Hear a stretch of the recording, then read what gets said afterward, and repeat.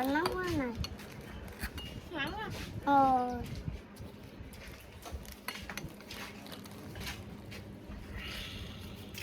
Ê Hiến đang phân nắng bát nào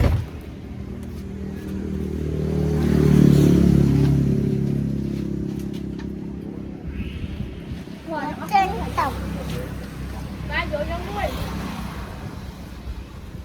Hey quay tuần tích không? Quánh chăng Cái thơ lồn kết á. Rồi cái trong thơ ấy. chắc thâu hả? Bữa bọn kìa ọt Thì cái đại tiên ông lắm.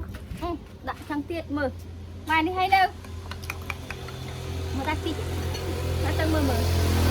Bạn thơ ai đó? ông chắc thâu hả? Ông chắc thâu Mình đại là hay mà nhổ. Ngụm đã áo được khục ơi. Mà bạc lượng ăn tí chồng. Cục am á. Cục am. Mà cái thợ ai ót trắng đi.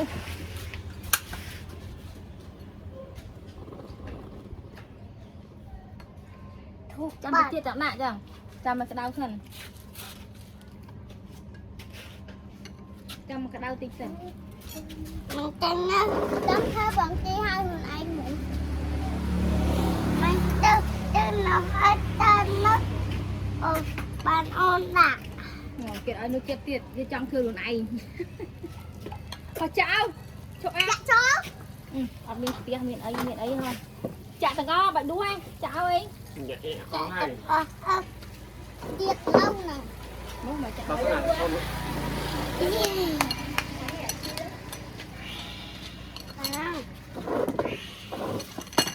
Chăm mưa cho ăn lên thì lý ạ. Mình tâm đà dụ bấy năm chơi thơ một hộp bà đây. Mấy ăn chơi mình. Sẽ nhá, ăn lộ bài kia. Đã mát đâu. Ấp chưa? Ấp lịa không nó lịa. Nó chơi đi mà nè, khoai giờ lịa. Chăm bị tiệt. Chanh nhá. Còn đạo quân. Không ai nhau. Giờ lịa thọt hiệp ấy nè. Cha. Ở đây cho bài dân giờ lịa. Mất, người sợ ơi. Nó. Ôi đây. Nó cho kháng liệt, khoai giờ lịa. Ông tâm bẹ đi mà tích. Tâm bẹ mà tích. Chăm lên một cái áo chọn.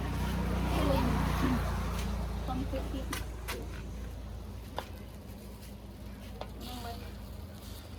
Trong trồng khâu với tí con nóng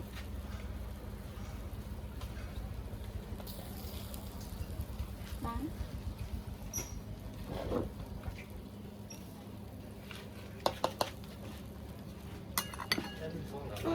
liền ông đã sợ đây có một tung. Ủa bạn biết cái thư hả? Cô tre.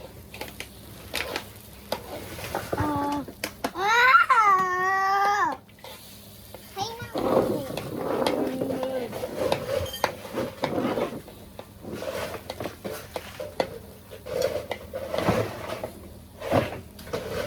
mất cái khăn tên. Kéo kéo mỏng.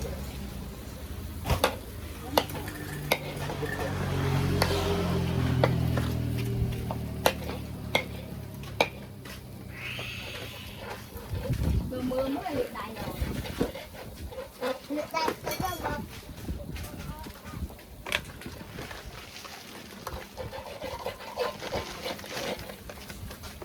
Ba đấy, chị ăn đấy. ông sẽ lâu sau đây nè. Nhà ông chết hơn, không hơn nè. Mơ. Ông hao crập. Mình chết hơn á. Cho mày màu nó.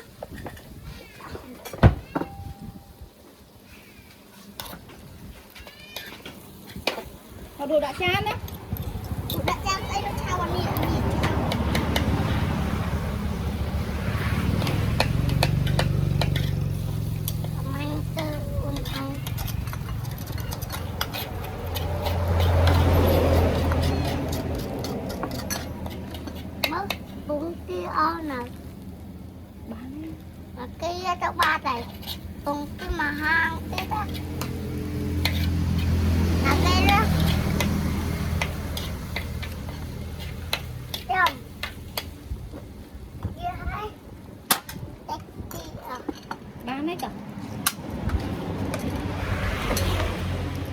មកជាមិនដួលឲ្យ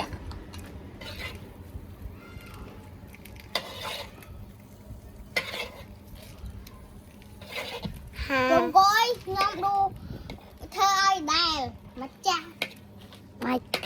đi chặt phần tia anh vơ phần tia này trong cái ai xong thơ bơ rồi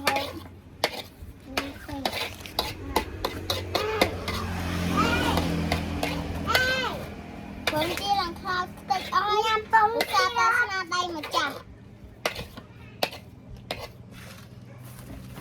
mơ ăn cloud chạy